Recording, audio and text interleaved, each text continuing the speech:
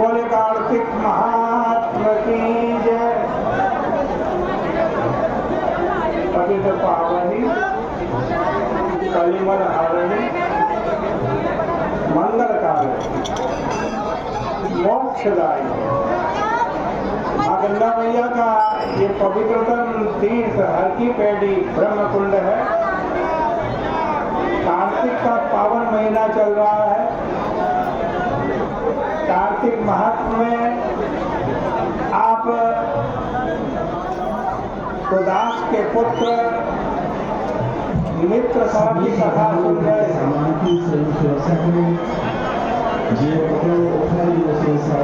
वशिष्ठ जी का श्राप मिला, मित्र साहब राक्षस बन गया। नर्मदा नदी के तट पर एक ऋषि को खा लिया। उसकी पत्नी ने श्राप दे दिया कि तुम हमेशा अब राक्षस रहोगे और जब अपनी पत्नी का संग करोगे तो तुम्हारी मृत्यु हो जाएगी। इससे क्रोधित होकर के पिशाच बने हुए, राक्षस बने हुए उस मित्र ने भी उस ब्राह्मणी को श्राप दे दिया। मैंने एक अपराध किया, उसके बदले दो श्राप दिए, इसलिए अब तुम दोनों, तू और तुम्हारा बालक, ये भी पिशाच बने।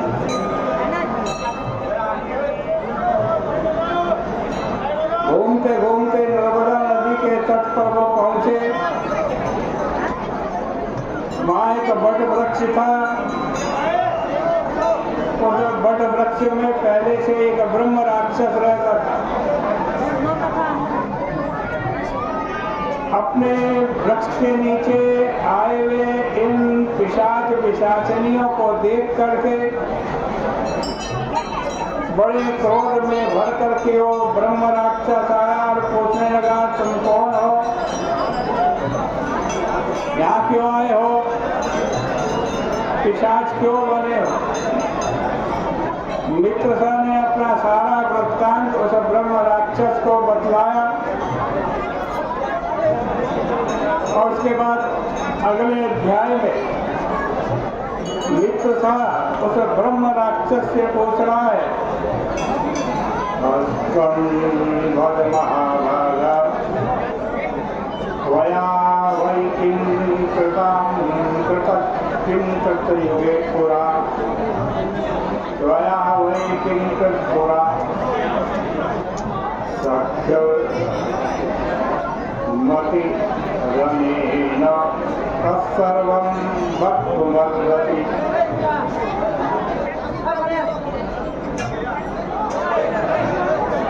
कह रहा है सौदास मित्र साहब, हमने तो अपना सारा वृत्तांत तुम्हें बतला दिया, अब तुम बतलाओ तुम कौन हो। पहले तुमने क्या कर्म किया जिससे तुम्हें ब्रह्म राक्षस बनना पड़ा। अब तुम हमारे मित्र हो, अत्यंत स्नेह से सब वृत्तांत को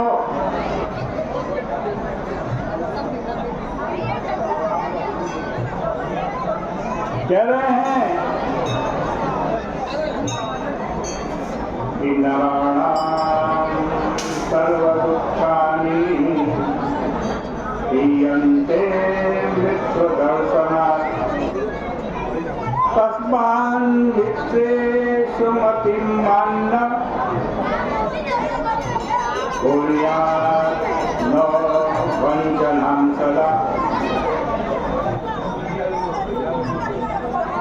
कह रहे हैं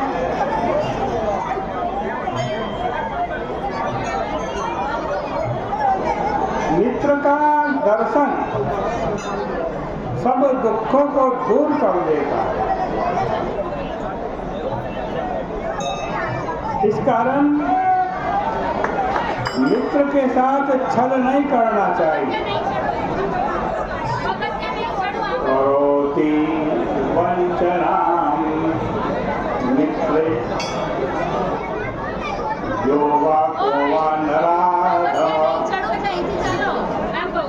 सही पाप फलम भुंक्ते युगानां कोटि सप्तसो। जो कोई अपने मित्र से वंचना करता है, यानी मित्र को ठगता है, झूठ बोलता है, वो नराधम कई कोटि युगों तक उसका फल भोगा करता है। इसलिए मित्र से कभी वंचना नहीं करनी चाहिए। तुम भी बतलाओ, तुम कौन हो, ब्रह्म राक्षस कैसे बने?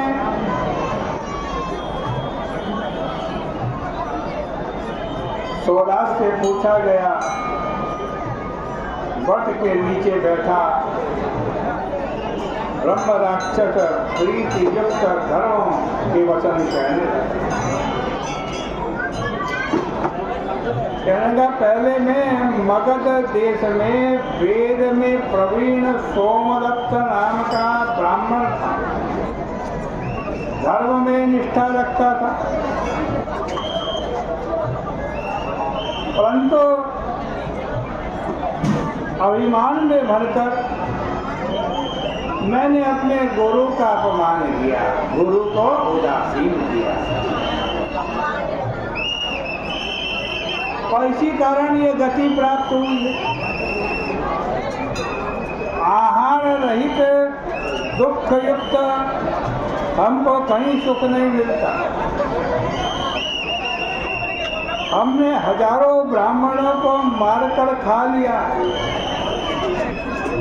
नित्य ही भोग प्यास से युक्त अंतःकरण ताप से पीड़ित संसार का त्रास कारक नित्य ही मांस खाने में मैं युक्त रहा।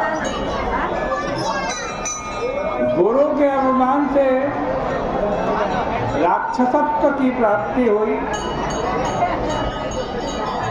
इसलिए कभी भी गुरु का अपमान न करें। ये कलवशपाल नाम का राजा मित्र साहब फिर पूछने लगा, गुरु कैसा होता है?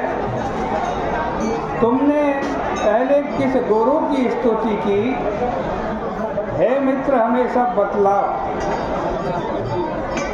सोमदत्त कहते हैं कि गुरु बहुत ही आदरणीय और पूजनीय होते हैं। उनको हम कहते हैं एक चित्त होकर के सुनो। वेद को पढ़ाने वाला गुरु होता, वेद शास्त्र को सुनाने वाला गुरु होता, नीति शास्त्र और मंत्रों की व्याख्या करने वाले, वेद वाक्य का संदेह दूर करने वाले, भय से रक्षा करने वाले, अन्नदाता, शिक्षा देने वाले, कुकर्म से रोकने वाले, ससुर, मामा, बड़ा भाई, पिता और गर्भ से लेकर मृत्यु पर्यंत कर्म कराने वाले सब गुरु होते हैं।